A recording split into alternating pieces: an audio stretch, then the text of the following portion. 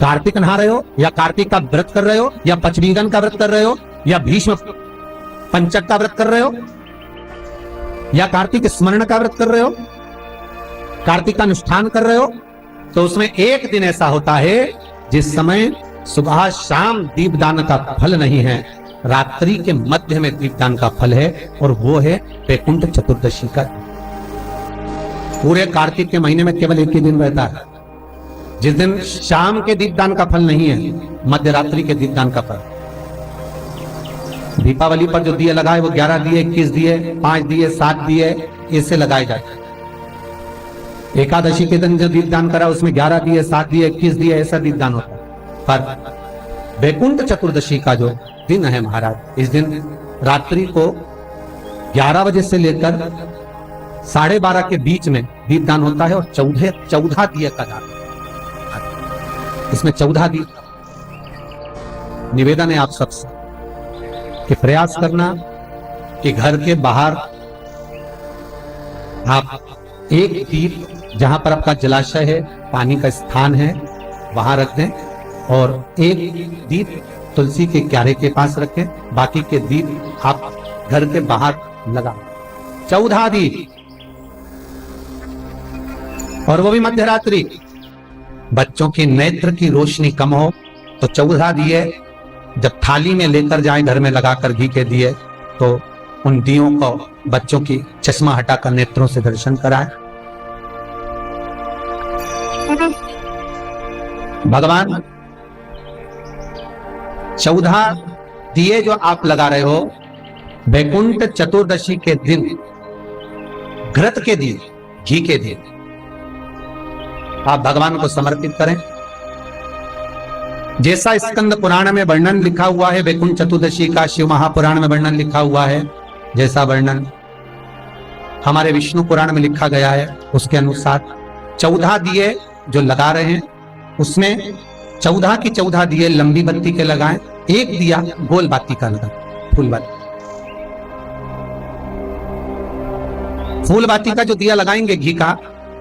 उसको 14 दिए में से एक दिया। आप अगर कहते हैं दुनिया के लोग कि भगवान उन दियों को स्वीकार करता है कि नहीं करता, उस दिए में आनंद पाता है कि नहीं पाता, तो निवेदन रहेगा जब घी का दिया आप लगाएंगे 14 दिए में से, तो आप मट्टी का लगाएं चाहे आटे का लगाएं, जिस भी कामना से लगाएं।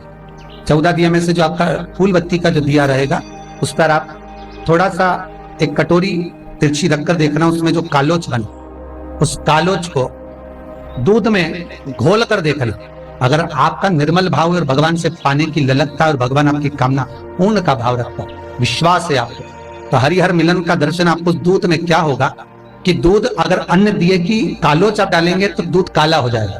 पर उस दिए की कालोच आप दूध में जब मिलाएंगे तो वो केसरिया रंग का होगा। प्रैक्टिकल कर जरूर देखिए, आपको मालूम पड़ेगा कि हरिहर मिलन का दीप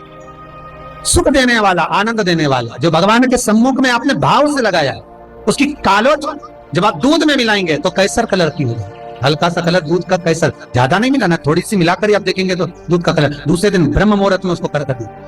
रात को तो दिया लगाओगे, प्लेट रख दोगे, उसका थोड़ा सा कालोच चाहे उसको रखो, प्लेट तो कहीं नहीं जा रही ना, प्लेट अपने पास, तो भाव दूध में घोल कर देखना कैसर।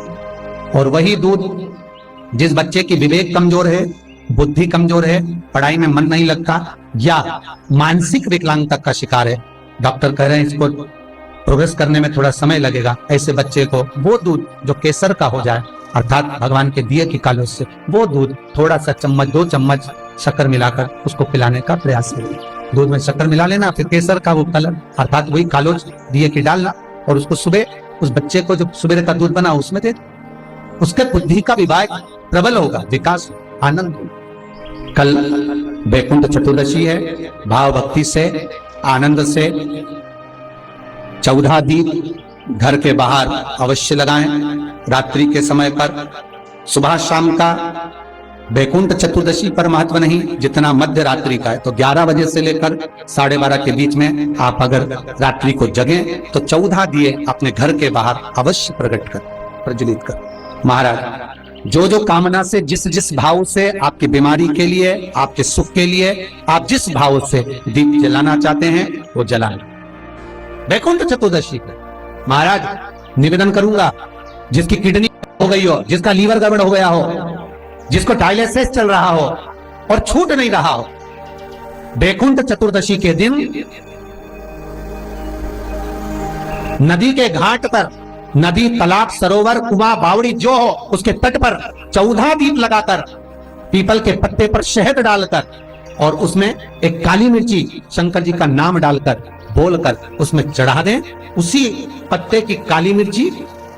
थोड़ा सा शहद घाट पर डाल दें और उस पत्ते को घर पर लेकर आ जाए। जिसको डॉक्टर ने कह दिया डायलिसिस होगा, किडनी लीवर गड़बड़ हो रहे हैं, बैकुंठ चतुर्दशी के दिन रात्रि को 14 दीप लगाकर जब घाट से आए, जिस व्यक्ति को रोग है, बीमारी है, उसको वो पत्ते समेत चटा देगा